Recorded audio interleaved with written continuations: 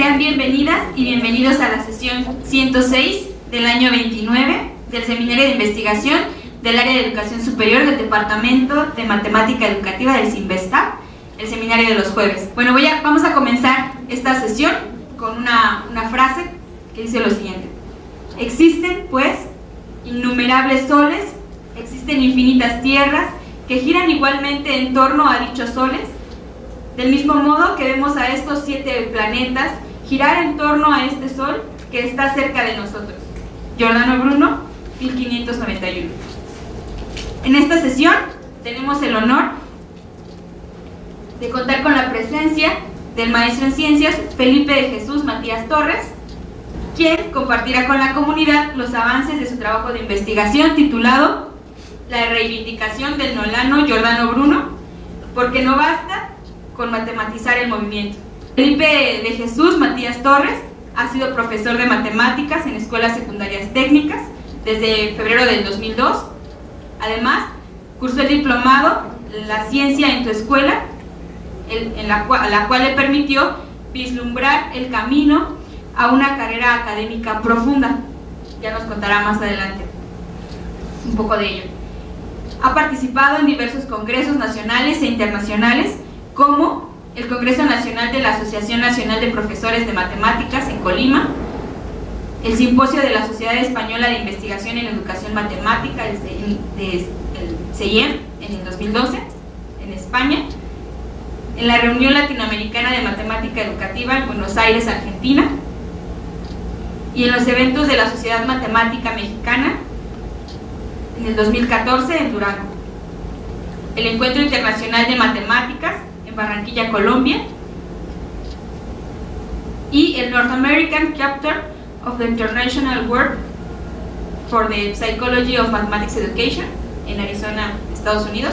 Y bueno, actualmente está en la fase final de su tesis de doctorado en ciencias con especialidad en matemática educativa, la cual se enfoca en estudiar el papel del nolano Giordano Bruno como eslabón entre Copérnico y Galileo, y que ha estado desarrollando en el CINVESTAP IPN. Dejamos con ustedes al maestro en ciencias Felipe de Jesús Matías Torres.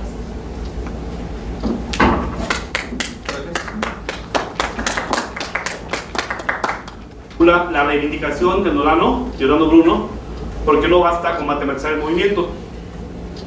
Esta investigación inicia en el 2014, estamos por concluirla, estamos en el 8º semestre, y les voy a hablar un poco de ella. Espero les guste y se les haga interesante. ¿Por qué el nolano? El nolano, él mismo se autonombró así, ya que él nació en la ciudad de Nola, muy cerca de Nápoles. De Olazar y Arenas, 2015, un libro que se llama también Giordano Bruno, Libre Pensador. De ahí extrajimos la fecha de nacimiento. Él nació el 30 de marzo de 1548. Sus padres, Giovanni Bruno y Fabricia Savolino, fueron los encargados de llevar a Bruno en su vida temprana, sus primeros años. Después uno de sus tíos es el que se encarga de ayudarlo a entrar a la iglesia con los dominicos cuando tenía 17 años. Ese momento fue clave, ya que a partir de ahí él pudo tener acceso a libros que en ese entonces y hasta hace poco eran prohibidos al público en general. Él tuvo a bien meterse a fondo, leerlos y comprender un poco más de lo que ya tenía en su mente. Él estuvo encerrado desde el año 1592 hasta el día 17 de febrero de 1600, cuando, para su mala fortuna, fue quemado vivo. ¿Por qué es relevante el tema? Número uno, porque este tema hasta el día de hoy no se encuentra en los libros de educación básica, ni en primaria ni en secundaria. Incluso puedo asegurar que tampoco en el nivel bachillerato, casi en general. Quizá en alguna parte de filosofía, en alguna escuela de humanidades como CCH o preparatoria, pueda que encontremos algún vínculo, pero en general no lo hay. Nuestro tema parte de un libro titulado La Senda de las Cenizas. En este libro, cuando tuve a bien leerlo, encuentro que hay una pequeña parte que evidencia que Bruno comprendía claramente cómo se llevaban a cabo los movimientos de los cuerpos dentro de la Tierra y fuera de ella. En el libro sobre el infinito universo y los mundos, él es capaz de decir que no solamente es nuestro sistema solar, sino que hay multiversos muy similares a este, y que prácticamente, aunque en ese entonces no se podían ver o no los habían visto, él estaba seguro de que así era. Más adelante en el libro de la discusión de la bestia triunfante, él se va en contra de la iglesia. Siempre fue en contra de la iglesia, no porque no creyera en Dios, él creía en Dios, pero un poco de manera diferente a lo que se estipulaba en ese entonces. Él fue capaz de arrancar del crucifijo donde estaba estudiando a Cristo, lo que él decía: esto no es parte de lo que yo creo. Y fue cuando empezó con los problemas, y por eso la iglesia lo empezó a ponerle en la mira, hasta que por fin acabaron con su vida. Primero por ideas de tipo eclesiásticas, y después por aventurarse a ir en contra de la doctrina de Aristóteles. También tuvo bien decir que la Tierra es un animal intrínseco, porque no solamente tiene 1, 2 o 3 movimientos, sino que tiene, incluso expone un poquito más de movimientos. Pero dice, aparte tiene alma y corazón y pulmones.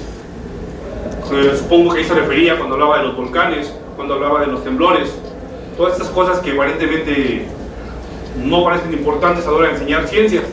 Sin embargo, sabemos que existen, y muchas veces, y hace pocos meses, lo sentimos. Después, hablar de los cuerpos brillantes en el universo. Bruno hace una analogía y dice: los cuerpos no brillan para sí mismos, sino brillan hacia otros, haciendo alusión que si queremos ver cómo brilla la Tierra, tendríamos que irnos, por ejemplo, a la Luna, y de allá podríamos apreciar las fases de la Tierra y no las fases de la Luna. La autora Amelia Yates, así como Eugene Drewerman, cuando hablamos de la bestia triunfante, ellos dicen, primero Yates dice que retoma un diálogo de Bruno y dice que la expulsión de la bestia triunfante viene porque de la iglesia se expulsan los vicios, los pecados, etcétera, ¿no? Hay como que está un mensaje oculto dentro de esa frase, y Drewerman lo rescata y dice: ¿cómo quieren que la gente acepte que Bruno tiene razón si esa aceptación los expulsa del centro del universo? Es decir, la Tierra era considerada como centro del universo y era difícil creer que fuera expulsada del centro para pasar a ser un planeta más. Y Drewerman apoya esa parte, y de igual forma nosotros coincidimos en esa parte. Asimismo, también en una parte de mi escrito pongo que al expulsar a Bruno de la iglesia, el triunfante es él, porque sus conocimientos siguen vigentes, y si nos ponemos a leer y escarbar un poquito, se darán cuenta que todavía son válidos. Sobre el aspecto de la memoria, Bruno tiene varios escritos, unos 6, 7 más o menos, donde él hace una analogía del sistema de la memoria muy particular, que aún todavía no es desvelado totalmente. Por eso mucha información todavía se encuentra oculta, esperando que alguien, como un servidor o alguien que le apasione este tema, más adelante lo pueda lograr. Nuestra hipótesis, partimos que en un mundo de injusticias, en este caso la Inquisición, pues toda la expresión libre de las personas era sometida precisamente por la misma, dejando en ese entonces lo que Aristóteles había dicho, que todo giraba alrededor de la Tierra, y no como después se descubre que es alrededor del Sol y no de ella. Y queremos evidenciar con bases que Galileo de alguna forma rescata información de Bruno y no lo hace partícipe de sus logros. Nuestras preguntas de investigación, en este caso son 4. Dice aquí la primera: ¿por qué no es suficiente matematizar el movimiento en la comprensión del mismo? Lo vamos a desarrollar durante la sesión. Número 2, dice: ¿qué ideas manifiestan los estudiantes de nivel básico que permitirían descubrir las relaciones involucradas en el movimiento de los cuerpos? 3, ¿qué tipos de problemas permiten a los alumnos descubrir a través de modelos mentales las propiedades del movimiento de los cuerpos? Y por último, 4, ¿por qué reivindicar a Nolano cuando se nos inculcó que Galileo tomó las bases de Copérnico? De algunos otros que también se mencionan en los libros, pero en Nolano no lo mencionan. Voy a ir un poquito rápido en esta parte, porque son únicamente los temas que se abordan en el nivel primaria y en el nivel secundaria como fundamento de nuestro trabajo. En ciencias naturales, en el tercer grado, se inicia con el estudio de la luna, que es un cuerpo opaco, que refleja la luz del sol, etc. Fases lunares, dan por hecho que con que el maestro de primaria explique con ejemplos que ahí mismo propone cómo se dan las fases de la luna, el alumno va a comprenderlo. Nos hemos dado cuenta sobre la marcha que esto no es así. También se checan los movimientos de la luna, traslación, rotación, que es un satélite natural. Y aquí el aporte de Bruno, que rescato de él, es que, como les decía hace rato, él es capaz de decir que sí, la Tierra, la luna brilla por el reflejo del sol, pero igual, si estuviéramos en la luna y viéramos la Tierra, veríamos cómo la Tierra también brilla, y no solo la Tierra, sino también los demás planetas, más o menos del mismo modo. En el cuarto grado se empieza a analizar el estudio del Sol, el sistema solar, movimientos terrestres, tanto rotación, traslación, el eje de rotación, la inclinación del mismo eje, polos magnéticos, estaciones climáticas, por qué se dan, y los eclipses. También se estudia el geocentrismo comparado con el heliocentrismo, y empiezan a aparecer algunos personajes claves para los alumnos, como Eudoxo, Aristóteles, Ptolomeo, y nuevamente se compara el heliocentrismo de Copérnico con el geocentrismo de Aristóteles. Y después se empieza a analizar la parte de las órbitas que Kepler fue capaz de descubrir, que no eran totalmente circulares como se tenía pensado, sino aparentemente o un poco elípticas. Ya para el quinto grado, si se van fijando, los temas se van repitiendo, como si fueran, como que no entendiste la primera, pues ahí te va la segunda y luego la tercera, a ver si así captas, ¿no? Se empieza a ver fuerza de gravedad, se analiza peso, se empiezan a estudiar también personajes como Tycho Brahe, nuevamente el sistema solar, y se avanza un poquito en sus características principales. Clases de satélites, asteroides, meteoroides, meteoros y meteoritos. Ahí todos van clasificados de acuerdo al tamaño del meteoro. Después inician con la importancia del telescopio, adjudicándole, como se sabe, a Galileo el uso principal de este. Se dice que un holandés fue el que lo inventó, pero sin embargo Galileo lo desarrolla y lo ocupa para bien. También se rescata nuevamente a Ptolomeo, otra vez Copérnico, nuevamente Galileo, y aquí nuestra idea es proponer al hacer que tengan a bien meter en los libros de educación básica, quizá desde primaria y casi obligatoriamente secundaria, los aportes de Galileo como vínculo entre estos dos, es decir, como que ahí el eslabón está suelto y hace falta afianzarlo, permitiendo que sus conocimientos se vean manifiestos y puedan ser ocupados para que el alumno comprenda cómo Galileo logra hacer lo que, a mi parecer, y al parecer con la doctora compartimos esta idea, Bruno ya lo había comprendido totalmente. Dimos la verdad de ir al universo, a dar un paseo para ver cómo está estructurado ahí la sesión de la evolución del conocimiento en cuanto al universo. Y también ahí se oculta esa, bueno, no se oculta, a lo mejor no se conoce el vínculo entre Galileo y Copérnico, porque aparecen así como fotografiados para una selfie, Copérnico y enseguida Galileo, y ahí como que hace falta una foto, que quizá tengan a bien ahora que lo van a modificar o a remodelar, meterla en medio. Ya para el sexto grado, nuevamente se repiten los componentes básicos del universo, se empiezan a estudiar las galaxias, las estrellas y su luz. Recordemos que las galaxias y las estrellas tienen cierta luz de acuerdo a la temperatura que tienen en el momento. También se habla de constelaciones. Constelaciones para Bruno eran importantes porque de ahí basa su sistema de la memoria en muchos de sus escritos. La clasificación de los planetas, exoplanetas, de acuerdo al cinturón de Cuvier, y los internos. También se empiezan a estudiar los cometas. Actualmente podemos ver las ventajas de los satélites, que nos sirven, por ejemplo, para las llamadas telefónicas de celulares, por ejemplo, GPS, etcétera, ¿no? Aunque todavía es un poquito interesante ver cuando uno va manejando que tu velocímetro marca 80 km por hora y si llevas el GPS encendido y vas avanzando, te difiere por ciertos kilometrajes. Y dices, bueno, ¿qué pasa, no? ¿Quién miente? ¿El velocímetro o el GPS, no? cuando ya vamos a una velocidad constante, por ejemplo. Después, en el mismo libro ya se menciona que Plutón deja de ser considerado planeta a partir de una reunión que hubo en Praga en el 2006, y también se empiezan a revisar temas como las ondas espaciales. Ya para segundo de secundaria, ¿por qué no primero? Porque en los planes de la SEP ya vienen separados los temas que en nuestra época, bueno, al menos en la mía y algunos compañeros aquí presentes, antes nos daban naturales 1, 2 y 3, y veíamos de manera conjunta física, química y biología, y así durante todo el año íbamos como creciendo poco a poco. Actualmente, si se mantiene vigente esta parte, separan el estudio de la biología en primer año, el estudio de la física en segundo año, y en tercer grado el estudio de la química, como si no estuvieran, como que no tiene nada que ver, ¿no? Vamos a verlo por separado, a ver si de esta forma el alumno comprende.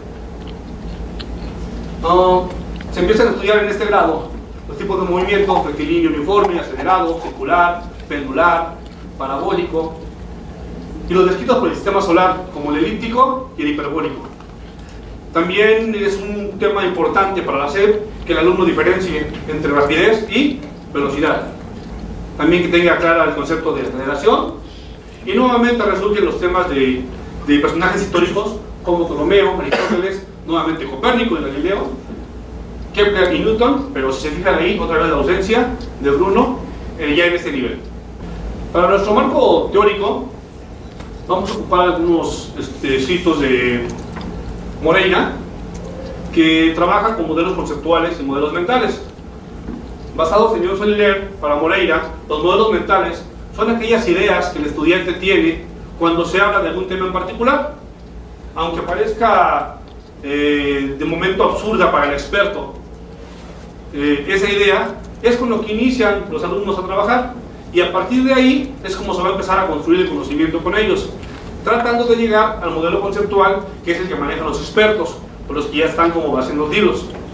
Este modelo conceptual, sobre la marcha, puede ir cambiando. ¿Qué quiere decir esto? Que un modelo conceptual después puede parecer un modelo mental hasta lograr el conocimiento actual, es decir, va evolucionando constantemente. Por eso se llaman modelos mentales intermedios, cuando un modelo conceptual se convierte en un modelo mental. ¿Qué buscamos en nuestro trabajo? Reconocerlos y empezarlos a categorizar de acuerdo a las preguntas que vamos a ver más adelante. Bien, queremos trabajar con los modelos teóricos locales. Hasta el momento no lo hemos hecho porque no habíamos metido la matemática como tal en las preguntas que abordamos en nuestro cuestionario. Sin embargo, siguiendo la sugerencia de los doctores que fueron mis sinodales en el examen predoctoral, me sugirieron que de alguna manera incluyera la matemática. No lo habíamos hecho porque en nuestro trabajo de maestría ya habíamos dejado evidencia de que los alumnos de secundaria no usan la matemática o no la saben usar correctamente a la hora de resolver problemas de cinemática. Pero parece ser que a la hora de exponer, como que no quedó clara esa parte, y me hicieron hincapié en que tenía que meterla, y lo estamos trabajando. Dentro de los modelos teóricos locales existen 4 componentes. El componente de competencia formal, y ya lo trabajamos con la autora en la tesis de maestría, en el artículo que se envió a España en el 2012. La componente de procesos cognitivos, la componente de enseñanza y de comunicación. Todos estos componentes se manejan en cualquier sesión de conocimiento en una clase y pueden ser trabajadas. También existen 11 tendencias cognitivas, que es la forma como el alumno aborda un tema en particular. También estas se pretenden trabajar una vez que se hayan analizado la parte matemática de nuestras preguntas. Vamos a hablar un poquito ya del tema por abordar. Vamos a iniciar con el previo a Bruno y las cosas que apoyan y van en contra de sus ideas. Primero, Clausen-Lerbon, lo retomamos de Driver 2000. Es un libro que habla sobre todas las ideas de los niños de temas en general, como la gravedad, el peso, movimientos, cambios de clima, etc. Viene un compendio de investigaciones y para cada uno de ellos tiene su apartado. Ahí, Clausen-Lerbon tienen lo que se llama dinámica visceral y dinámica ingenua. La visceral habla que esta es cuando uno como ser humano sabe qué va a pasar, o intuimos qué va a pasar, por la propia práctica. Tomo un vaso, lo levanto, sé que si lo suelto se va a caer, sé que si pateo una pelota va a salir disparada, etc. Esa se le llama dinámica visceral. ¿Por qué? Porque lo sentimos, sabemos qué va a pasar. Y la ingenua son las reglas que nosotros atribuimos a ese movimiento porque va a pasar. Es decir, yo aplico una fuerza a la pelota y la pelota sale disparada, ¿sí? Ya después, cuando empieza uno a estudiar física, empezamos a ver que nuestras ideas no eran ni dinámica visceral ni dinámica ingenua, pero de ahí se parte, de ese modelo mental. Los sistemas de referencia son fundamentales en el estudio de la física, porque es a partir de ahí donde podríamos comprender de manera coherente cómo se lleva a cabo el movimiento. Hemos visto en nuestros estudios que los alumnos ignoran por completo el sistema de referencia, es decir, no son capaces de establecer un punto de referencia para iniciar el análisis de un... Desde Nolano, en el libro de La Cena de las Cenizas, el traductor argentino, él dice que desde ahí ya estaba viendo que no había un sistema de referencia único. Es decir, Bruno decía, no hay arriba, no hay abajo, no hay izquierda, no hay derecha, simplemente son puntos con respecto al observador. Es decir, uno puede decir, a partir de aquí voy a iniciar a estudiar esto, ¿vale? Lo vemos cuando estudiamos incluso en el kinder, ¿no? La persona que se para enfrente de mí, para él la derecha es de izquierda y la izquierda es su derecha, etc. ¿Vale? Después en Solís, en el libro de Galileo Galilei sobre los diálogos sobre los máximos sistemas del mundo, Solís en su introducción también habla de lo mismo. Dice, Bruno fundamenta el desarrollo de lo que posteriormente luce Galileo, pero inicia con Bruno, es decir, él pone las bases y Galileo las desarrolla. En un libro de Kant, se llama La razón pura, si no me equivoco, ahí Kant empieza a hacer una analogía de cómo él mismo se pone en jaque cuando inicia a observar el movimiento de una bola. Cuando la pone en una mesa, ahora sí que la deja reposando en un barco, y dice, ok, la pregunta se dice, me pregunto si la bola se mueve. Hace la analogía y dice, ok, si el barco se mueve, entonces la bola se mueve. Pero la pregunta es, ¿el barco también se mueve? ¿Con respecto a qué? Y empieza ahí a darse cuenta que es relevante mantener el sistema de referencia o el punto inicial de donde voy a partir el movimiento para poderlo estudiar. No puedes empezar con decir esto se mueve sin decir con respecto a qué. Después, el doctor Simón Mochón, que trabajaba en el departamento, durante un estudio que hizo sobre la modelación de la física aplicando la matemática, hizo un problema donde se avienta una pelota de manera vertical hacia arriba y se empieza a describir su movimiento. Y él dice, es válido el que considera que el punto de partida es la mano donde tiene la pelota, es válido si se toma el suelo como referencia, y es válido si se toma el punto más alto donde llega la pelota, pero una vez que indicaste, a partir de dónde lo vas a estudiar. Todos son válidos y son equivalentes, pero una vez definido, de dónde vas a partir. Porque de allí surgen valores negativos y positivos de los resultados que vas a obtener, e incluso cuando vas a ocupar el valor de la gravedad. Aquí le puse un título medio fuerte para algunas personas que lo han leído. Dice aquí, la aceptación negada de Bruno por Galileo. Y me preguntan, ¿por qué negada? Si nosotros actualmente vemos los perfiles sociales en las redes sociales, como por ejemplo WhatsApp, WhatsApp es personal, pero por ejemplo Facebook, ¿sí? Que tú dices, voy a checar el perfil de la doctora Aurora, que por fortuna no lo tiene, no estamos ahí de curiosos, y luego llego y digo, la doctora Aurora trabaja con negativos, los alumnos son tales y trabajan tales temas, y luego yo llego y digo, pues encontré los negativos, esto y esto, y no hablo de que ella trabaja de eso. Eso me está haciendo negar que conozco la información de dónde viene. Entonces de ahí viene, a mi parecer, y al parecer con la que estamos trabajando, Galileo se dice que por miedo, por temor a perder la vida, no es capaz de reconocer que de Bruno obtiene no solo un aporte, sino muchos. que los cuales son la base de sus ideas que desarrolla más adelante. Después Rodolfo Mondolfo, en 1980, también dice, de Bruno también y de los antiguos pitagóricos y atomistas, vienen a Galileo, sugestiones acerca de lo infinito y lo mínimo. Igual Revuelta es el introductor del libro del Enseñador, en su versión en español, también dice, las bases que tiene el movimiento de los cuerpos del que habla Galileo, también son de Bruno. Schettino, en el libro de la Bestia Triunfante, también dice que Hegel tuvo que valerse de referencias como de Kepler, Galileo, Gilbert, Gassendi, Descartes, Spinoza y Leibniz. Todos ellos, de alguna manera, tomaron unos más, otros menos, del aporte de Bruno. Después, en un diálogo de La Sede de las Cenizas, dice Bruno, y ahí toma una cita, no recuerdo bien ahorita, creo que se llama el Gassendi, una cosa así, dice, si en vez de decir sale el sol, o se pone, o se mete, etcétera, si dijéramos que la Tierra gira y se inclina hacia el aquilón, etcétera, sería comprensible para la gente común. Sin embargo, nuestros sentidos nos dicen otra cosa. Yo los invito a los que están aquí los presentes y los que estén en su casa en línea escuchándome, que se pongan a pensar en este momento cómo es posible que nos digan que la Tierra se mueve, y no solo de una, sino de dos o tres formas distintas, y no seamos capaces de percibirlo. Es decir, nuestro cuerpo no siente que ésta se está moviendo. Adelante lo retomamos.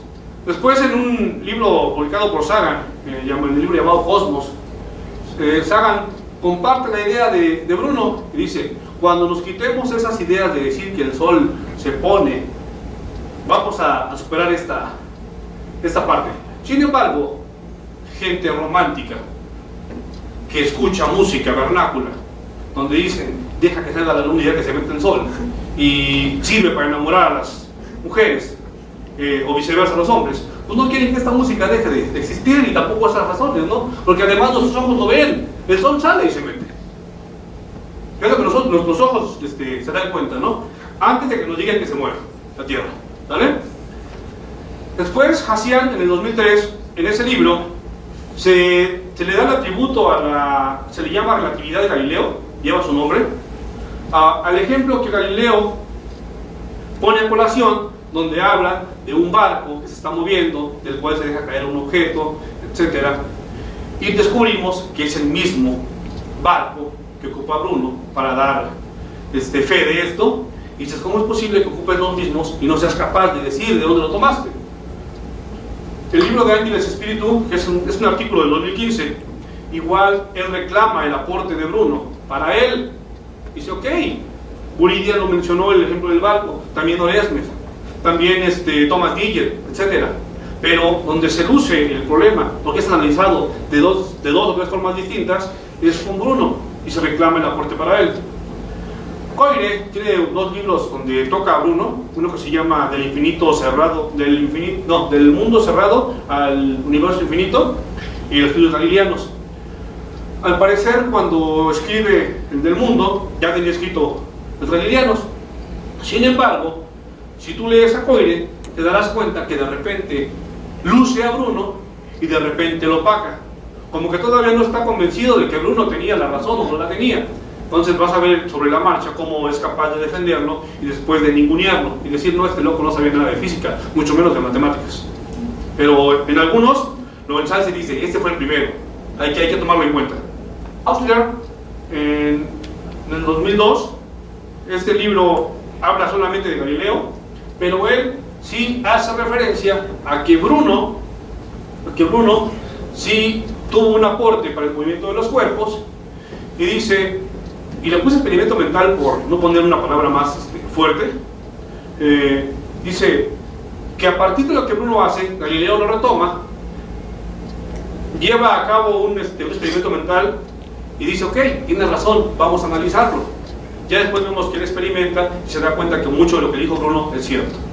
Nuevamente, Kant le da mucha fuerza a la palabra intuición, diciendo, Copérnico, al darse cuenta que como estaba descrito el movimiento de los cuerpos, de la manera aristotélica, como que no funcionaban sus movimientos cíclicos, y como que salían así como que figuras extrañas, no sé, como que algo pasa aquí, algo no concuerda.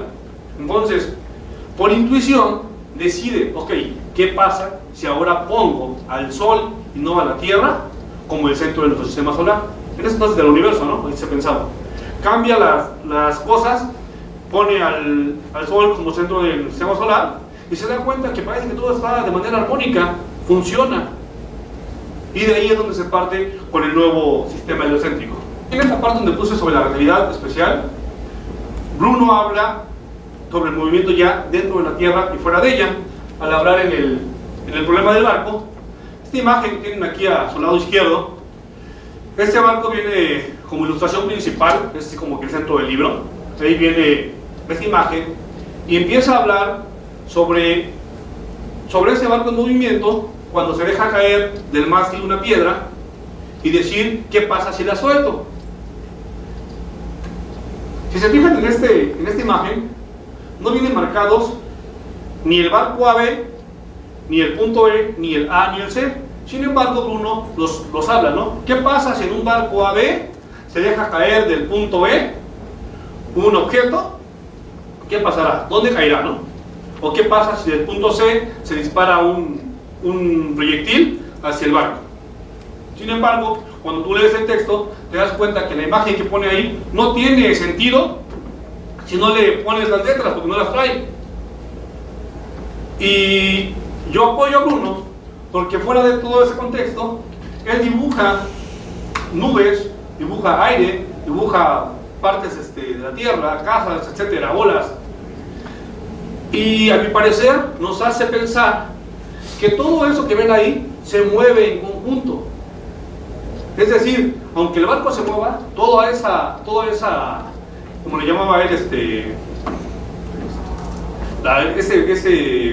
esa mole grande, ese animal intrínseco, como dice él, pues todo está en movimiento, no solo una cosa, sino todo en conjunto. Y por eso es capaz de omitir toda esa parte. Es decir, a mí no me interesa, yo ya lo entiendo. Ok, entonces, hago una alusión a una imagen muy parecida. Después de observarlo un rato me doy cuenta que esa pintura que hicieron, a mi parecer, una de dos, o va de reversa, de acuerdo a las velas que veo ahí impulsadas por el viento, ¿vale? O el barco se desvolteó, algo pasó ahí. Pero sin importar, le agrego ahí los puntos, ¿no? El barco AB, es decir, de popa a proa, ¿sí? Tenemos el punto E en la canastilla donde está el mástil, en la parte más alta, ¿vale? Y tenemos el punto D donde se supone que debe caer lo que deje caer, piedra, bola de billar, lo que se les ocurra, ¿vale? Cuando este barco se desplaza en movimiento constante. Entonces él dice, si yo dejo caer del mástil esa piedra o ese objeto, va a caer justamente debajo de donde lo solté. ¿Por qué? Porque todo esto se mueve en conjunto y todo lleva todos los movimientos. Diferente sería que si yo quiero del punto C, que puede ser en la orilla de la playa, del río o del mar donde se encuentra ese barco, disparar a un punto fijo en el barco. Cuando el proyectil salga, en el tiempo que tarda en llegar al barco, obvio, va a errar su tiro por la lejanía. Cuando esto pasa y no comparte el movimiento con el barco, va a fallar su tiro. Después hay un libro que Elena escribe, y ahí habla de Thomas Digges, no me equivoco, también de Galileo, pero curiosamente omite a Bruno y dice, ok, yo estoy pensando que Thomas Digges ocupó ese ejemplo y quiero que se le dé peso y él es el autor, etc. Yo difiero de esa parte porque Bruno no solamente lo deja en el barco, él dice, él se va, traspola esa idea al universo, dice, ok, abre tus alas, sal de la tierra y observa cómo se mueve y dispara hacia ella, hacia un punto fijo, un proyectil, y te vas a dar cuenta que pasa exactamente lo mismo que el barco. Vas a cerrar tu tiro. ¿Por qué? Porque no compartes el movimiento de ella. Azcárate et al. Tienen algunas interrogantes interesantes que podrían servir en el estudio de la física. Cuando dicen, yo aviento una bola, ¿qué pasa cuando llega al punto más alto? por qué los cuerpos más pesados aparentemente caen más rápido, etc. Hay unos libros como de los autores Marx y Guillén, uno se llama Física para Poetas, donde tratan de llevar la física a todos los niveles de la sociedad, que cuando no tengas las bases de física deberías comprender esa parte. En 5 ocasiones que cambiaron el mundo se habla de unas palabras italianas, veni vidi vici, que significa vine, vi y vencí, donde hablan sobre la historia de Newton. Cuando llega, toma las bases de los antecedentes históricos, se da cuenta qué pasa con la caída de la manzana, qué pasa si cayera de más alto, etcétera, hasta lograr su ley de la gravitación universal. Tenemos un trabajo previo al nuestro, donde se habla del libro de la causa, el principio y uno, también de Bruno, de la UNAM. Ella también hace una comparación de los avances de Bruno en cuanto a lo mínimo, en cuanto al mínimo y el infinito, y lo pone en contraparte con Copérnico. Importancia de la geometría en la física. Igual en Azcárate se explica que cuando Galileo empezaba a hacer sus estudios, veía que la aceleración en la caída libre se daba únicamente al principio, como un accidente, y después era uniforme. Ribao 97 también hace referencia a que si tú ves una recta dibujada en un plano cartesiano o en un sistema de ejes, pues la recta y la ecuación de la misma son equivalentes. Es decir, podemos trabajar con ambos entes siendo estos la misma cosa, es decir, se comprenden ambos fenómenos. En cuanto a Descartes, y lo puse ahí, él es un hombre inteligente y capaz. En esa misma época escribe una carta y dice: antes de que se me acuse que puse algo, y una vez les digo que eso no es cierto. ¿Por qué? Por el miedo a que fueran penalizados por la Santa Inquisición, por el miedo a perder la vida. Entonces dicen, antes de que otra cosa pase, yo no dije eso. Y con un error que encuentren en mis escritos, todo lo que había dicho queda sin. ¿Por qué digo esto? Porque Bruno, por el contrario, Bruno se mantiene firme y lo defiende a capa y espada. ¿Hasta qué grado? Hasta el grado de decir, prefiero morirme con las ideas que tengo a vivir sometido a las suyas. Y después Galileo, en el ensayador, tiene una discusión ahí con un plagiador sobre sus experimentos, pero me pregunto, Galileo también hizo plagios. ¿Cómo acusas lo que tú haces? No puede ser juez y parte al mismo tiempo. Para el método de nuestro trabajo usamos algunas ideas de Einstein y Shemes, donde dice que al parecer es antes de los 9 años cuando el alumno empieza a observar cómo las cosas se mueven, y después muy difícilmente, no imposible, se pueden cambiar estas ideas. Iniciamos con un estudio longitudinal que parte desde el nivel básico del segundo de secundaria, y tenemos por ahí algún estudiante que está ya prácticamente en el tercer cuarto semestre de CCH o prepa, el que todavía estamos por cerrar con una entrevista de caso. Nuestro pilotaje comienza con 6 preguntas, estas se llevan a cabo en primaria y secundaria, se hace un comparativo sobre estas, ahorita van a ver las preguntas más adelante. La misma dosis se repite en los congresos que tuve a bien asistir, uno en Barranquilla y una invitación a dar una plática similar a esta en un tecnológico de la Ciudad de México, por la zona de Aragón. Aplico las mismas preguntas, comparo las respuestas y me doy cuenta que sin importar el nivel básico, medio, superior o superior, las ideas son las mismas. Es decir, esta es una idea general. No, obvio que no todos, habrá gente que sepa más que los demás, pero en general, el resto de la población no tiene ni idea de lo que les decía hace rato. ¿Por qué si la Tierra se mueve? ¿Por qué no lo sienten? Es decir, no son capaces de explicar por qué motivo. Y aquí se trabajó con 3 grupos de secundaria para el estudio formal, el grupo A, B y C. Se aplicaron 20 preguntas en total, mismas que son base de nuestra investigación. Se hizo una clasificación de respuestas, se hizo un análisis comparativo. ¿Y por qué la importancia? Porque todas las preguntas que hicimos van referente a los conceptos que se desea que en educación básica los alumnos capten. Estas son las tablas nada más comparativas. La pregunta 13 que está ahí marcada en la tercera columna, esa pregunta 13 habla del barco browniano. La pregunta es, si dejo caer un objeto de un mástil, ¿Qué pasará si este va en movimiento constante? ¿Qué pasa si lo dejo caer? ¿Dónde caería? Y en general, ni en primaria, ni en secundaria, vean lo que pasa en un tecnológico, lo que pasa en Barranquilla, Colombia. Los pocos que contestan acertadamente no son capaces de justificar por qué razón pasa esto.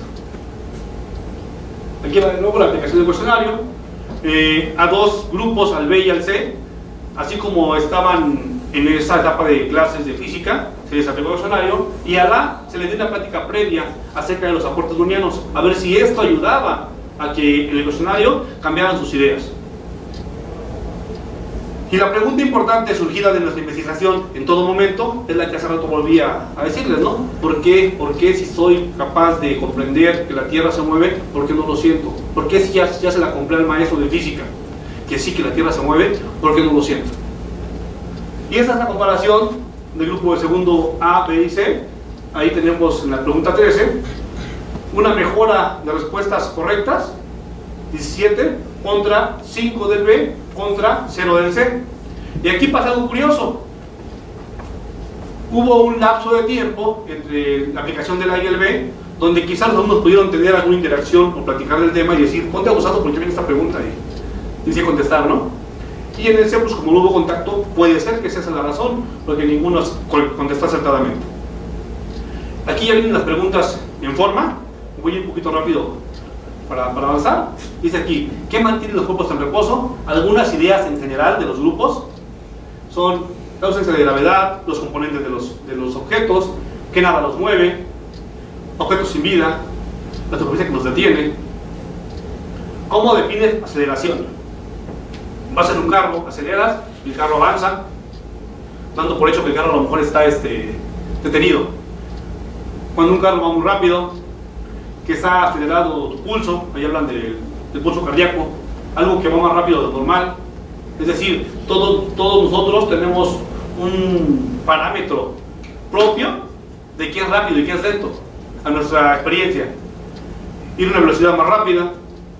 Después, ¿qué diferencia hay entre velocidad y rapidez?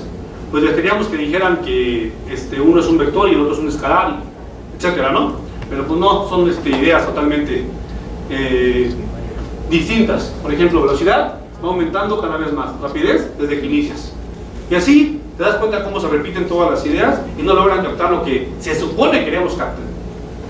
Después dice aquí, debido a que aumenta o disminuye la fuerza de gravedad, al aire, a la fuerza que ponemos nosotros, un objeto ligero o pesado, al núcleo terrestre, dice que está fallando, porque es como un imán. Entonces, si el núcleo terrestre falla, a lo mejor por ahí cambia la fuerza de gravedad, de un fenómeno debido a la luna, etc. ¿Qué entiendes por peso? Una moneda, mucha fuerza por dentro, o también como obesidad. Y eso va acorde con nuestra nueva moda, ¿no? Si pesas menos, estás mejor, ¿no? Por eso ahorita estoy a dieta, pero la panza no la dejo de disimular. Clave para controlar la salud, algo que todos tienen y es lo que te hace ver gordo o flaco, etc. ¿Vale? Son ideas de alumnos de segundo grado de secundaria, cuando se supone que ya vieron el tema completo de Galileo. ¿Qué provoca que las cosas caigan? El peso, dejarlas caer, que la gravedad disminuya. Observa ahí la diferencia inversa, ¿no?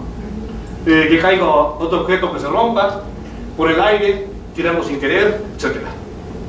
¿De qué forma actúa la gravedad? Ahí tenemos cuando nos movemos, con el peso de las cosas. Aquí voy a hacer un pequeño, una pausa. Le voy a poner un video que encontré en internet, 3 minutos más o menos, y a mi parecer este pequeño experimento serviría para dar pauta a la comprensión de cómo caen las cosas sin importar el peso.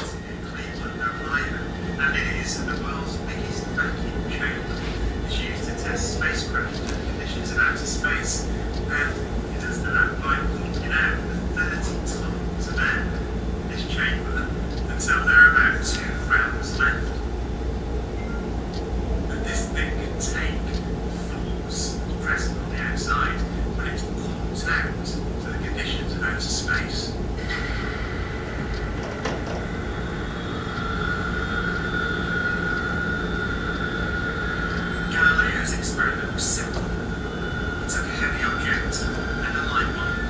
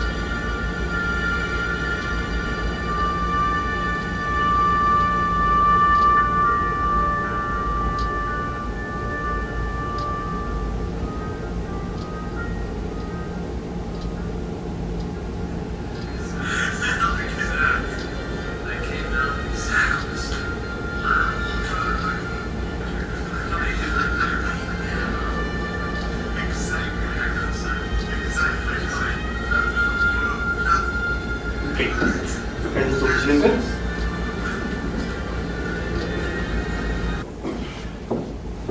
Esta es la siguiente pregunta. Dice, ¿cuándo podemos observar ausencia de gravedad? Igual diversas respuestas, como cuando aventamos un objeto al aire y cae, casi todo lo que realizamos, cuando se cae un objeto, cuando cae al suelo, cuando algo no se mueve. Es decir, hay ahí una serie de respuestas que se contraponen, ¿no? Al parecer ahí valdría la pena ver que tiene la razón en un diálogo con los alumnos. ¿A qué se debe la obsesión de día y la noche? Hay una riqueza de respuestas, esas son las que más se repiten. Es el tiempo en el que se hace de día y de noche, en la que la Tierra da vueltas y se cambia su posición respecto al Sol. El Sol da vueltas a toda la Tierra y la Luna no deja de moverse. Que cambia la Luna, gira alrededor del Sol. Observen, que cambia la Luna y gira alrededor del Sol, y después el Sol gira a nuestro alrededor, y después ahí se me fue una letra, disculpen, aunque el Sol sale por la mañana, se mete por el anochecer. Y esta imagen, aquí se supone que está la Tierra girando, y tenemos en lugares opuestos a la Luna y el Sol. ¿A qué se debe el cambio de las estaciones climáticas? A la rotación de la Tierra, a las fechas, tiempo y estación, los meses, grados de la Tierra, calentamiento global, que está de moda, contaminación del ambiente, etc. Sí tienen que ver, ¿verdad? Pero buscamos en el momento de dar clases que los alumnos comprendan que es por los movimientos de la Tierra y por la inclinación del eje terrestre. Estas son imágenes que tomé de algunos libros de primaria y del último de secundaria, donde a nuestro parecer las imágenes dan pie a que el alumno pierda la idea de por qué pasan lo de los climas. Si se fijan en los tres casos, en el A, B y D, tenemos una elipse muy marcada. Cuando si tú dibujas una elipse tomando en cuenta las distancias efrel y perihelio de la Tierra con respecto al Sol, te darás cuenta que es casi una circunferencia perfecta. Si lo haces a escala, tendrás un foco en 10.2, y otro foco en 10.7. Es decir, serían 5 milímetros de diferencia entre cada foco. Y si le das un zoom a la imagen, te vas a dar cuenta que realmente no es la elipse como nos lo están dibujando, sino es casi un círculo perfecto, casi. Sin embargo, estas imágenes nos hacen ver que, por ejemplo aquí, ¿no? Vean que separados se ven los focos. Entonces, eso es lo que te lleva quizá a una comprensión errónea de lo que esperamos que el alumno comprenda. Y aquí nuevamente, aquí parece una imagen agradable, lo que sí se ve diferente el tamaño del Sol con respecto a todos los planetas. Es un poquito más real. La pregunta 11 dice, ¿qué harías para ubicar tus puntos cardinales sin la ayuda de una brújula o aparato de orientación durante el día o la noche, en ambos casos con cielo despejado? Los invito ahorita a que reflexionen, y si alguien les pregunta dentro de este lugar, ¿para dónde está el norte? Sería bueno ponernos a pensar cómo le diríamos, ¿no? Quizá le digamos para Monterrey o para Estados Unidos o Alaska, Canadá, no sé. Pero quizás si nos dicen sobre la marcha en el auto o en la calle, quizá tomemos un minuto para reflexionar y empezar a decir realmente dónde está el norte y por qué razón. Esas son algunas respuestas. Dice, conocer el lugar donde estoy te ayudaría. El norte está a la derecha. Hay estudio de caso. Es decir, los estudios de caso la puse de pie. Le dije, a ver, hija, ¿dónde queda el norte? Es acá. Okay. ¿Y qué pasa si te giras un cuarto de vuelta? ¿A dónde queda el norte? Y si giro un cuarto de vuelta, ¿a dónde queda el norte? Y si giro otro cuarto de vuelta, entonces yo le dije, entonces el norte queda para donde tú quieras.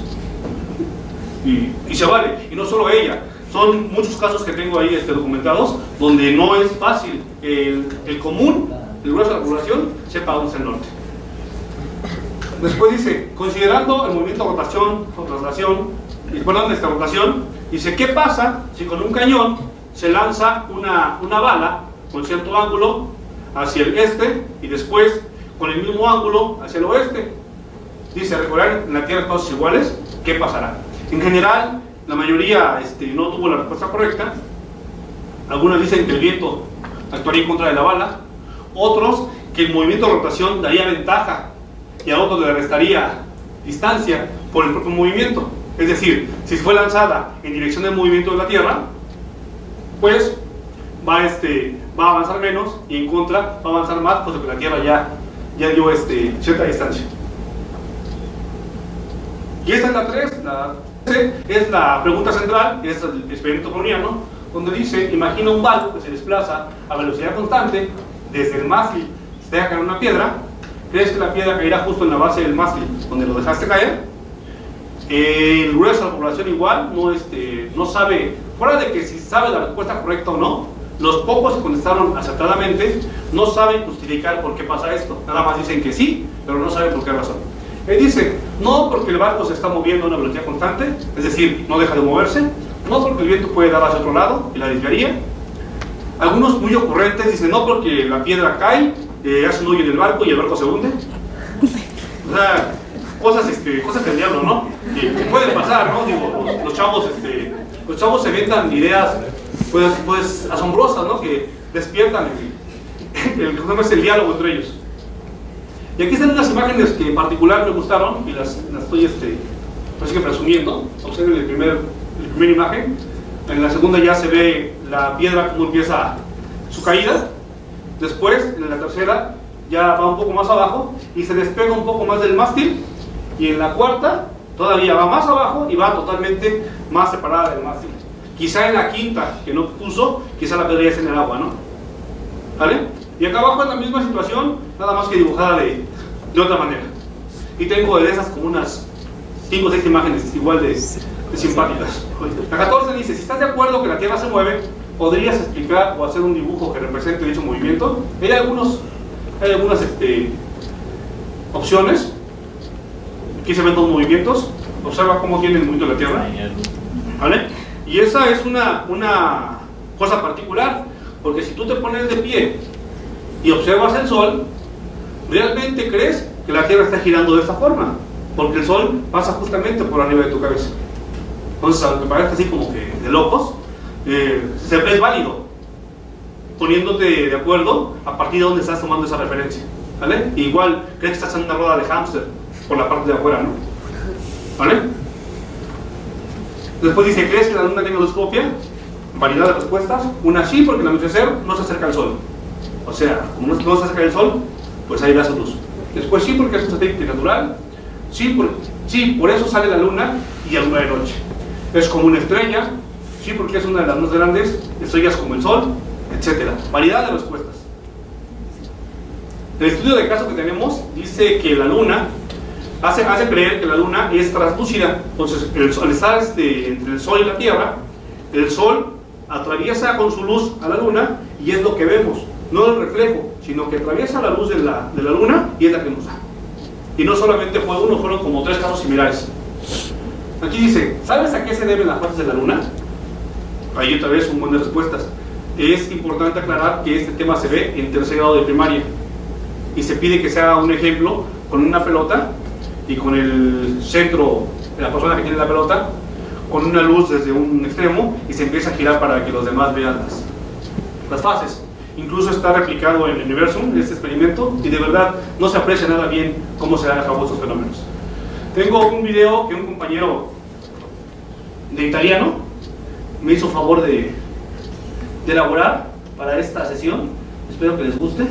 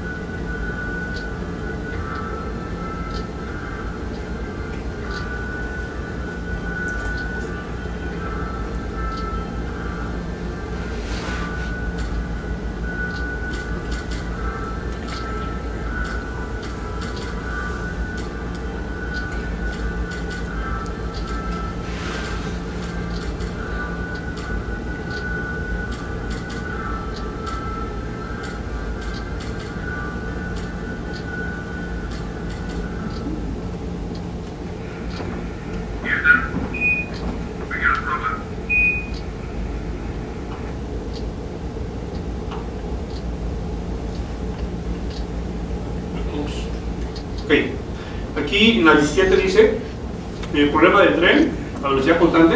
Dice, vas en un tren y si encontrarte justo al final del primer vagón, ¿crees que saltar hacia arriba con suficiente altura baste para que caigas en el siguiente vagón? Igual, múltiples respuestas, unos a favor, otros en contra, pero igual no logran saber por qué caerían en el mismo lugar o por qué caerían en el siguiente vagón. No son capaces de justificarlo. En la 18, ¿cómo puedes reconocer que la Tierra está en movimiento? Esa es una muy buena pregunta. Muchos hacen referencia al Sol, a las estrellas, a algún fenómeno natural. No se puede reconocer a simple vista. Algunos sí por el mar, fases de la Luna.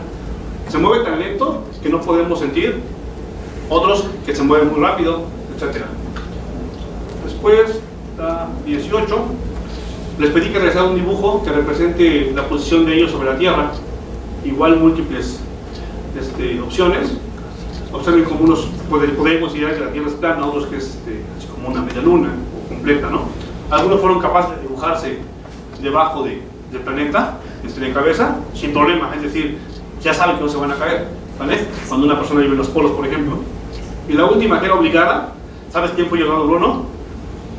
Ahí no se consideró ni mal ni bien. Dices que sí está bien, dices que no está bien, no pasa nada, nada más era un sondeo sobre el personaje.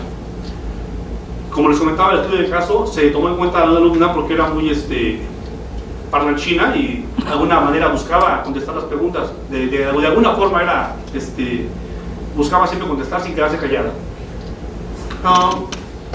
Dice aquí, importancia de la entrevista y los diálogos escritos tanto en Bruno como en Galileo. Aquí es importante cómo Galileo y Bruno, coincidencia, dice Amelia Yates que ella lo ve como coincidencia, que ocupan tres personajes en los diálogos. Uno que no sabe, otro que sabe mucho y otro que es capaz de ser intermediario entre los dos. Y se pregunta, ¿será acaso que Galileo leyó a Bruno antes de hacer sus trabajos? Tenemos 3 entrevistas más, no han sido todavía concluida el estudio de ellas. Estamos por ver cuál más podemos ocupar. Algunos de los resultados del estudio de caso, pues hemos visto que pasa de un modelo mental a otro y paulatinamente se acerca al modelo conceptual. Surgen modelos mentales de tipo aristotélico, ticologianos, porque también en particular el problema del cañón es del acervo de Tycho Brahe, y los brownianos, en este caso el del barco. Durante el análisis de los cuerpos celestes, Sol, Tierra y Luna, ella, lo que platicaba hace rato, ¿no? Cree que la Luna es translúcida. Logramos establecer la diferencia entre velocidad y rapidez al estudiar ambos entes, escalar y vectorial. También vimos la importancia y el logro a partir de las ideas propias de la alumna, cuando la hice reflexionar, ok, no puede ser que todo sea en el norte. Entonces, partimos de un punto en particular, a ver, con tu mano derecha dime dónde está el Sol, ok, vamos a partir de ahí. Si ese punto se considera que es el este, entonces ¿dónde queda el oeste? Pues, lado contrario, ¿no? Y ya empieza a ubicarse y logra reconocer que la idea que tenía no era la correcta. El problema del barco, ahí estuvo fuerte la pelea, porque incluso la tuve que llevar a que brincara cuando estábamos trabajando. A ver, brinca. Sabemos que la Tierra se mueve, brinca. Y dime si en el momento que tú brincaste, la Tierra siguió moviéndose. Sí se mueve, ok. Entonces, ¿estás de acuerdo que si tú brincas, la Tierra se movió y tú vas a caer en un punto diferente? Y sí, a ver, brinca. ¿Qué pasó? Ego en el mismo lugar. ¿Por qué? ¿Por qué? ¿Por qué? ¿Por qué? Y eso fue lo bonito de llevarla al estado de decir, no puedo, ¿no? Después dice aquí, sugieren complicaciones durante el establecimiento de la causa de la fase de la Luna, por lo mismo que pensaba que la Luna era translúcida. Ese video que les mostré, este compañero, igual como nos llevamos bien, lo puse en jaque y le dije, ok, ya viste que no es tan fácil, ahora por favor ayúdame a hacer un video que sirva como enseñanza para los alumnos de primaria, de nivel básico, para que comprendan realmente qué pasa. Y creo que sí es una buena herramienta. Ya ustedes dirán al final sus opiniones. Es importante establecer los sentidos del movimiento, porque si tú ves la Tierra desde el polo norte, gira de manera contraria si lo ves del polo sur. Entonces sí es importante establecer a partir de qué punto vamos a establecer el movimiento. Aquí hablo de las preguntas 11, 12, 13 y 16, que todas son respecto al movimiento de los cuerpos y de cómo orientarse norte y sur. Sirven para poder establecer conceptos de la física en ese nivel. Resultados que pretendemos tener en nuestra investigación y algunos previos. Primero queremos reivindicar al Bruno, es decir, sí me gustaría que quedara hincapié de que el personaje pues es valioso, que sí sirve como base para comprender los fenómenos físicos, que se puede generar una propuesta de enseñanza a partir de los resultados obtenidos. Y importante, que también lo dijimos en maestría, el uso de ecuaciones para resolver problemas de cinemática debe hacerse después de haber comprendido la parte del movimiento. Es decir, una vez que comprendo que tengo que tener un punto de partida y un sentido de movimiento, ya puedo lograr pasar al siguiente paso. Vamos a resaltar la importancia del sistema de referencia y después justificar que los profesores de enseñanza den hincapié a la comprensión del movimiento y no solo al uso discriminado de ecuaciones. Vamos a categorizar los modelos mentales descritos. ¿Y por qué categorizarlos y por qué lucirlos? Porque estos van a estar presentes durante la labor docente del maestro de física y del de matemáticas cuando usen ejemplos de física para su materia. Y eso sería todo por mi parte. Espero les haya gustado la presentación. Ahora espero sus comentarios.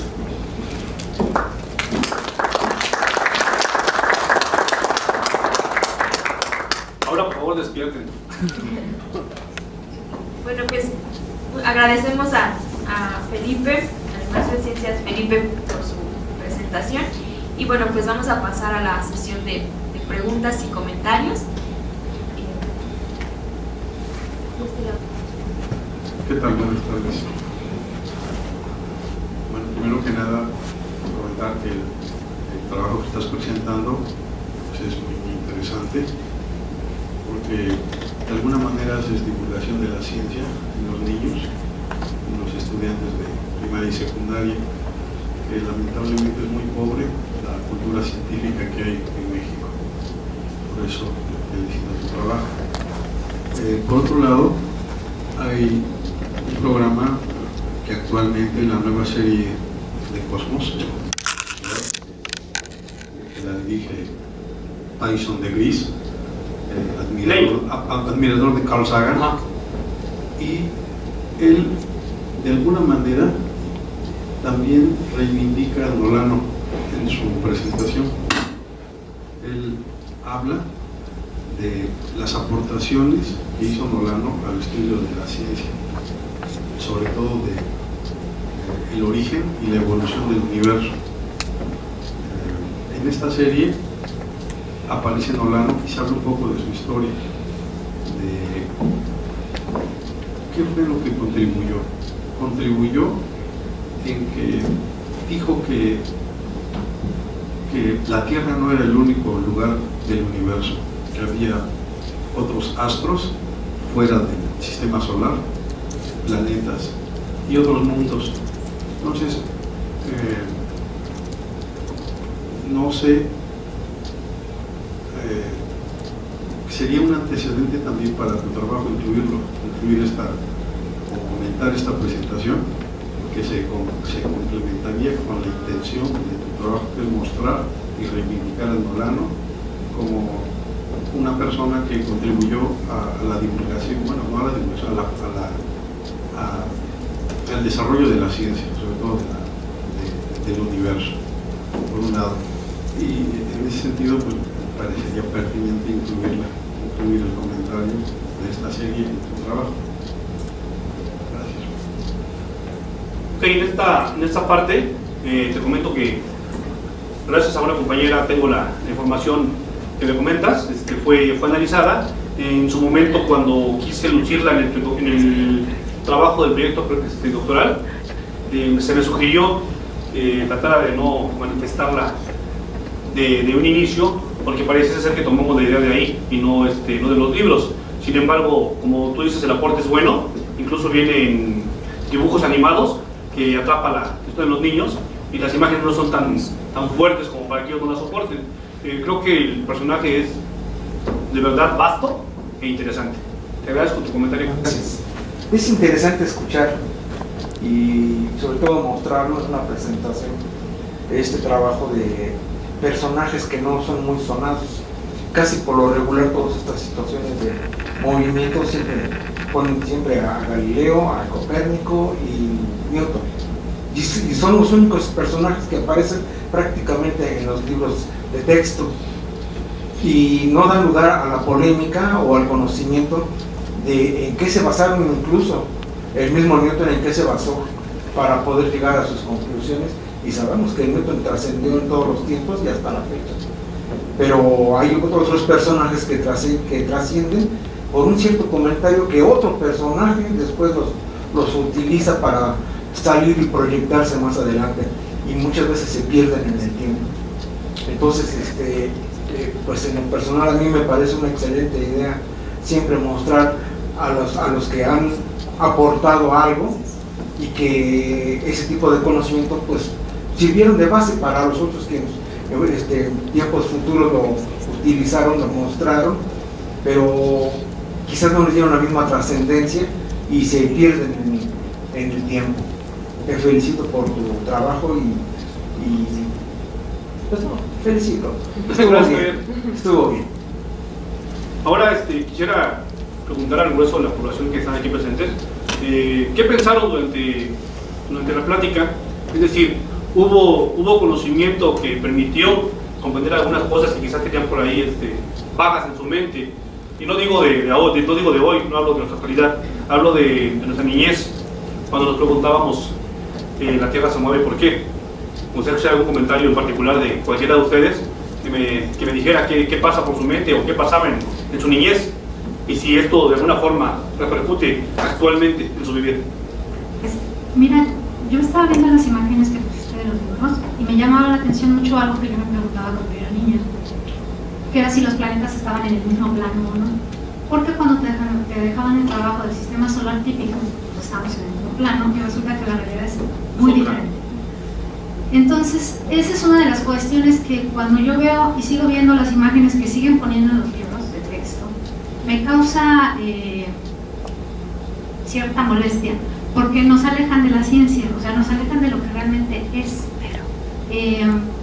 Y yo creo que al contrario, deberíamos estar más acercados a ella, puesto que ya tenemos dispositivos que nos ayudan incluso a llegar a Plutón y determinar, ahorita están en eso, precisamente determinar si Plutón va a ser un planeta o no, porque no se tenía cierta información que ahorita ya se tiene, porque bueno, mandan la sonda y están analizando y están viendo si lo regresan como planeta y no como planeta. Entonces, esas son las cuestiones que a mí me pasaban cuando yo era niña y las preguntaba y nadie me las podía contestar. Actualmente, bueno, ya uno puede buscar en internet y aunque hay muchas fuentes que no son veraces, sí hay otras que nos dan un poquito más de idea acerca de este tipo de situaciones. A veces pensamos que los niños no tienen esas preguntas y yo creo que sí, los niños tienen ese tipo de preguntas. Y yo te quería hacer dos preguntas. Una acerca del sistema de referencia, porque tú lo mencionas en tu trabajo, para mí es importante el sistema de referencia, sin embargo, acabo de revisar el programa de la Escuela Nacional Preparatoria del segundo grado de preparatoria y veo que están estudiando, pero ahora ya les están quitando el sistema de referencia. O sea, es sí, veo cónicas, pero sin sistema de referencia. Entonces, eso a mí me causa también como que cierta... o sea, pienso que es contradictorio porque nosotros estamos, al estar estudiando este tipo de situaciones, nos percatamos que para que tengan sentido nuestros números negativos necesitamos considerar esos puntos de referencia y lo que estamos haciendo es que estamos al revés. Entonces, uno, ¿qué consideras acerca de los sistemas de referencia? Si harías alguna propuesta para la Escuela Nacional Preparatoria acerca de los sistemas de referencia, y el otro, el poco acercamiento que tienen los niños hacia las cónicas, que un niño puede hacer una cónica, puede hacer una elipse sin ningún problema, sin necesidad de matematizar, o sea, haciéndolo explícito, porque realmente el modelado, yo creo que la modelación comienza desde el momento en el que el niño puede empezar a trazar su elipse, ya sea con sus focos y su cuerdita, y claro, y son modelos que ellos necesitan, esos modelos concretos, para después arribar a la matematización, que realmente yo creo que son procesos que deberían de estar, pero en educación básica no están siendo considerados. Entonces sí me interesaría saber si de alguna manera dentro de tus propuestas vas a marcar algo, porque vi que tenías algo acerca de propuestas didácticas acerca de estas dos situaciones. Ok, presente tus aportes en cuanto a proponer si el sistema de referencia es válido e importante, se puede hacer, de hecho, una buena propuesta. Lo triste de todo esto es que no solamente se pierde el sistema de referencia. Actualmente se me ocurrió ir a solicitar información para pedir trabajo en matemáticas preparatorias, en bachilleres tecnológico, y pues entusiasmado, ¿no? Ojalá y se cumpla, y me dicen, le comento que no se va a poder, no porque no sepa, no porque no esté preparado, simplemente porque nos acaban de avisar que se va a quitar 1 hora a la semana de matemáticas a partir del siguiente ciclo. Entonces los lugares que posiblemente estuvieran a disposición pues se acortan, y gente que estaba trabajando pues se queda sin trabajo, cosas así. Entonces, política educativa que en vez de ayudar perjudica, pues lamentablemente eso no está de nuestras manos, y lamentablemente en todos los niveles. Respecto a lo que dice del estudio de las cónicas, sería bueno que solamente fueran esas. Aquí el compañero Javier, que tenemos a bien mandarnos problemas matemáticos vía WhatsApp para no estar pensando en tonterías, debilidades de la vida. Seguido nos mensajeamos, ahí te va te va el otro, mándame la respuesta, etcétera, que afortunadamente mantiene el cerebro activo. Una ocasión me mandó un problema sobre un triángulo que se encontró por ahí en una guía para estudiar para examen preparatoria, donde dice, de la UNAM, y dice, no es la escuela, es cualquier, no importa la escuela, y piden dibujar un triángulo cuyo lado más largo medía 100, si no me recuerdo, y uno de los otros medía la mitad de 100, el otro medía 25, y la distancia entre el vértice más lejano hacia el lado más ancho era de 18 o algo así, y luego te preguntaba el perímetro y el área, y me lo manda, ¿no? A ver, échatelo. Por fortuna, Estuvimos en escuelas donde se nos enseñó a manipular juego geométrico y a dibujar ese tipo de figuras para saber si se pueden o no de inicio trazar. Y lo más elocuente fue que la UNAM propone paso a paso cómo se lleva a cabo esa solución, cuando tú, matemático, te das cuenta que ni siquiera se puede dibujar el mentado triángulo, porque los dos lados más cortos no suman al menos lo que mide el más largo. Entonces es necesario que se regrese al compás, a la escuadra, a usar las herramientas que nos permiten descubrir si realmente algo es factible o no. Entonces estoy de acuerdo contigo, hay que seguir con la vieja escuela. Digo, se puede usar tecnología, se vale, GeoGebra, Hybrid, lo que esté de moda, y te vas a dar cuenta que tampoco así se puede trazar. No sé si existe por ahí algún diálogo con los que estén en línea, si alguno tiene alguna pregunta en particular en los comentarios, no sé si todo. Perfecto. No sé si alguien más quiera comentar algo al respecto sobre la pregunta que hice hace unos minutos. Buenas tardes, Felipe, muchas gracias Hola, por la buenas presentación. Me pareció muy interesante, sobre todo, bueno, dos cosas en particular. De cómo históricamente, a pesar de que, bueno, formalmente en la escuela, en física, las cuestiones de lo que es relatividad se estudian, y si acaso nomás rozándolo, en nivel superior, de manera formal, cuando precisamente el estudio de movimientos, todo el tiempo que se estudia es relativo a un punto y, bueno, a donde está el observador y qué es lo que quiere observar. Lo que comentas, por ejemplo, lo del barco, ese ejemplo está muy bonito por la época, que eran grandes descubrimientos, los grandes viajes y, bueno, los contactos. El Renacimiento, la conquista, etcétera. Había billete, mucho. Sí, júralo. Sí, no, la corona española, la corona inglesa que apoyan todo eso. Bueno, este mismo contexto se podría llevar a lo real de los estudiantes aquí. Digamos, por ejemplo, no con el barco propiamente. Tenemos, perdón que te interrumpa, tenemos a la mano un sistema colectivo metro, que exactamente, que sería excelente. De ahí parto también para el problema del tren. Sí. Llámale metro, llámale autobús, microbús, que manejan excelente aquí en la Ciudad de México, a veces autos, etcétera. Entonces, si el alumno se permite descubrir por observación, experimentación propia, va a salir adelante. Haciéndose preguntas inteligentes de este tipo, lo va a lograr. Sí, de hecho, precisamente esa era la cuestión, porque el metro es un ejemplo muy bueno para explicar lo que es el movimiento relativo. Porque si uno va dentro del vagón, puede decir, uno está consciente que se está moviendo, pero si observa la ventana a algo que está fuera del vagón, va a decir, es que si no supiera que se está moviendo uno mismo, podría pensar que el exterior es lo que se mueve, exactamente. Y sin embargo, si el observador es lo de fuera, hacia el vagón, va a decir, es que la persona de dentro del vagón se está moviendo, yo no. Y es donde ahí entra la importancia de considerar el observador y el observado. Y ahí creo que Kant, si no me equivoco, Mario, creo que acá es donde habla acerca precisamente de ese ejemplo que dices, cuando dices, si el punto A se acerca al punto B, realmente nada más se acerca a él o ambos se están acercando. Entonces ahí empieza el juego de palabras. Y siguiendo a mis sinodales, matematicé el ejemplo del barco y el del tren. Matematizar es decir, meter la matemática en juego para que el alumno de alguna forma descubra qué es lo que pasa. Con tristeza les comento que pasó lo que supuse que iba a pasar. Se llegó a lo mismo, no hay comprensión de lo que pasa, no usan ningún tipo de gráfico para relacionar las magnitudes y no se comprende el movimiento. Sin embargo, un caso en particular que ya tengo también por ahí el video, el alumno en el barco de verdad usa todos sus conocimientos. Hay un centro de gravedad, comparto el movimiento del barco, la bola de billar también va conmigo, o sea, todo se mueve en conjunto, sin problema. Cuando pasa el tren, pierde esa parte que llevaba, y después, más adelante, todavía un poquito peor.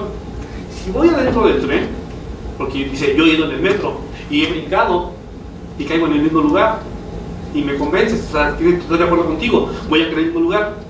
Pero no es lo mismo si voy arriba, Lo hice por el aire, lo hice porque no sé, me puedo tropezar, yo qué sé, ¿no? Pero le digo, a ver, quita el aire, sé capaz de decir que vas en un movimiento uniforme, haces lo mismo. No, la verdad tendría que vivirlo para poder afirmar que estoy de acuerdo contigo. Y él defendiendo su postura. O sea, sí, ya me convenciste. Es más, para mí las dos son correctas. Que sí puede pasar y que no puede pasar hasta que lo compruebe. Entonces sí sirve mucho llevar decía un autor, se llama Bueno, que hay que recontextualizar el conocimiento. No nada más es llegar y darlo como te lo sabes. Hay que actualizarlo y meterlo en ejemplos válidos para nuestros días. Efectos de tropicalización del conocimiento. Exacto. Así es. Sí. Bueno, el otro comentario es acerca de, en astronomía, pues nosotros desde nuestro punto de vista aquí en la Tierra, lo del estudio de las constelaciones y precisamente lo de los planos y las referencias. Uno en el espacio, digamos, fuera de la Tierra, se podría dar cuenta que estudiar constelaciones no tiene ningún sentido. Obvio. Porque las estrellas no están en el mismo plano. No las vas a ver así del mismo tipo, no. de la misma forma. Es precisamente también esto del observador y observado y dónde esté y qué referencia se tome. Porque precisamente tomar el marco de referencia o el sistema de referencia que necesitemos para resolver un problema es importante. Precisamente para declarar cuáles son las positivas, dónde están los negativos, dónde está arriba y abajo. Sobre todo porque nos movemos en algo tridimensional. Y bueno, lo interesante también es precisamente con esto de las cónicas. Porque si las estudiamos desde el punto de vista de la geometría analítica, el sistema de referencia es muy importante. Pero si es en geometría plana, ahí otro rollo. Es otro rollo. No tiene tanto sentido hablar de un arriba y abajo, positivo o negativo, sino más bien de cómo se van a hacer los trazos y cómo es el lugar geométrico. Es cambiar de círculo a esfera y es otro cantar. Así es. Y así es. ¿Alguno que quiera comentar algo al respecto? Dale. Maestro Felipe, gracias por su presentación. A ti, por asistir. Me parece muy interesante el tema que abordan. Bueno, nunca lo había escuchado. Y también, pues, me llama la atención también por la coincidencia del interés que yo también tengo en lo que son los problemas cinemáticos. Y justo recordé sobre, por ejemplo, el diseño de los trajes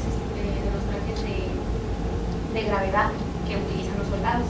No sé si lo ha escuchado usted, sí. Pero precisamente hay un traje de gravedad, lo utilizan porque pues los helicópteros de combate militar o cualquier avión pues tienen que tener arrancones grandes de aceleración.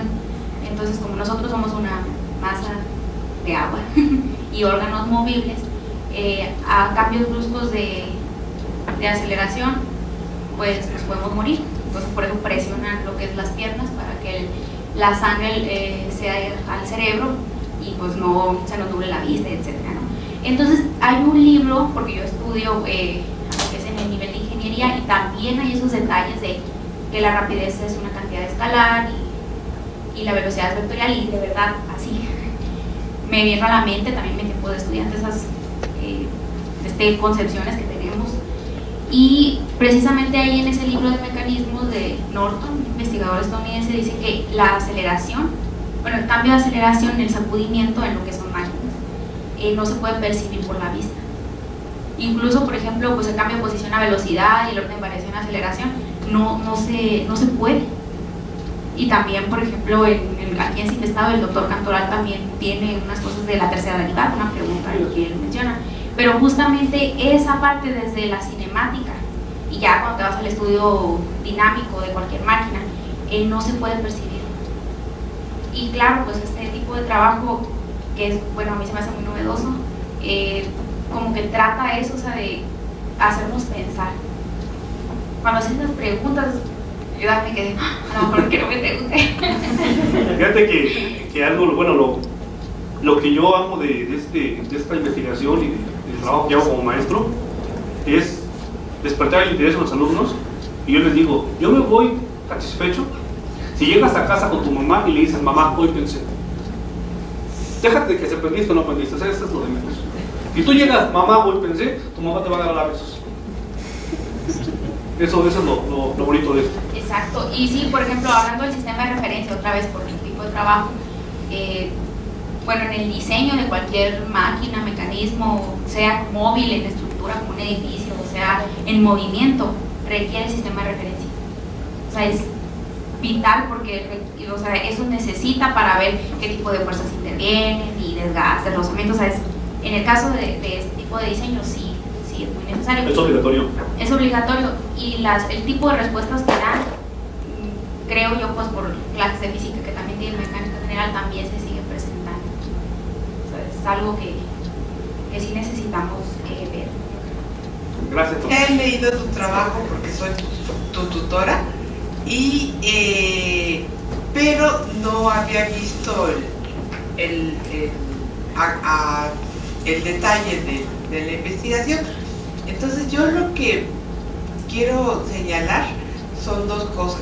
Una es sobre el sistema de referencia. El sistema de referencia no es algo natural, es totalmente antinatural. Hay muchos trabajos en donde, o sea, el kit del asunto es lo que decías, qué cosas se mueven respecto a. Y darse cuenta de eso no es automático. No es automático.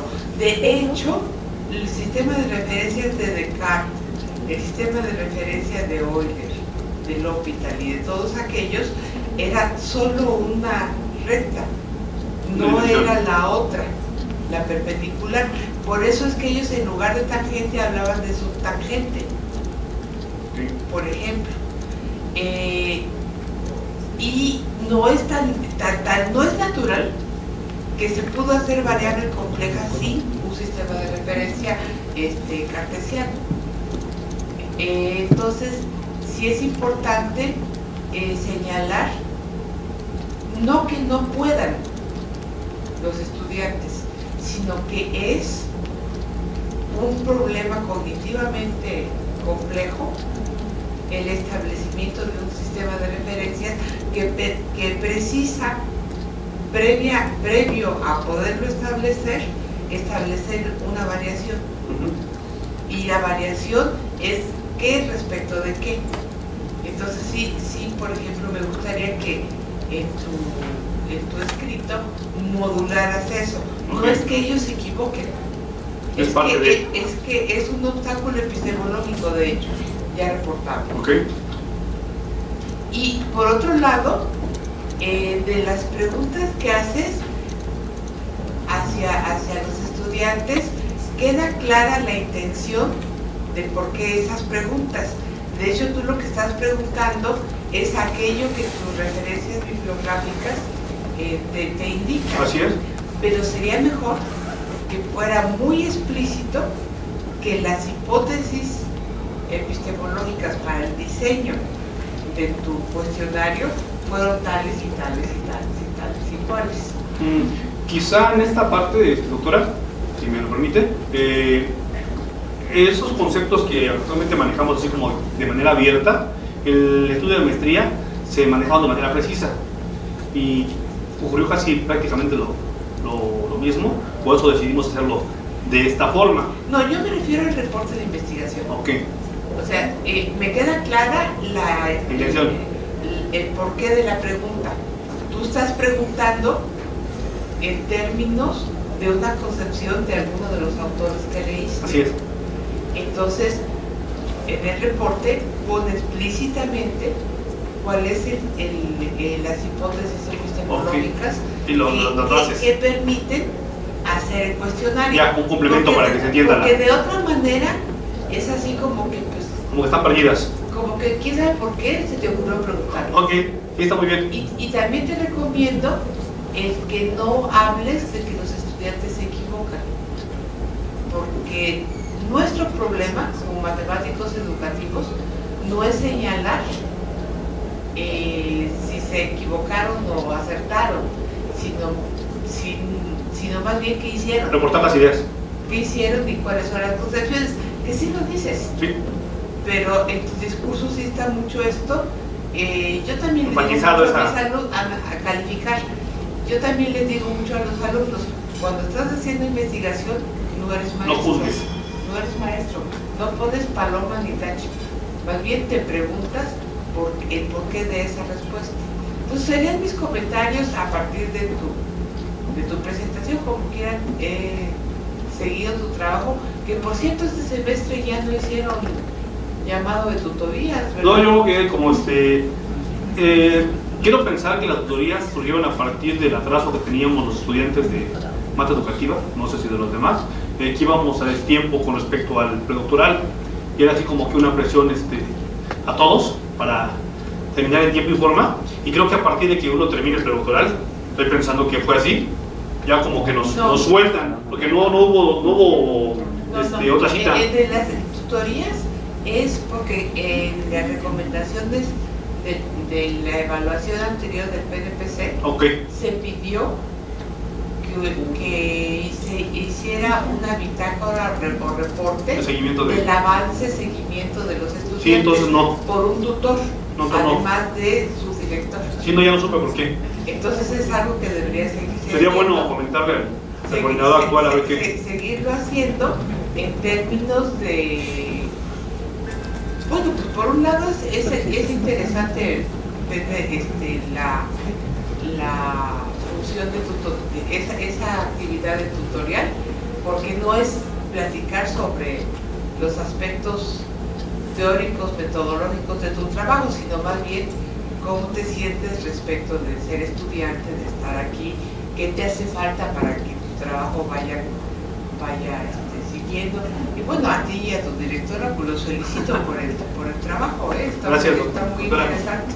Y en cuanto a cómo me siento, debo expresar a todo el mundo y a la doctora que de verdad estoy enamorado de la investigación, y con la doctora de verdad contento por la forma en que me permite trabajar a mi ritmo sin perder el ojo, ¿no? O sea, no estoy olvidado, mucho menos relegado, siempre está pendiente de nosotros y nos permite crecer.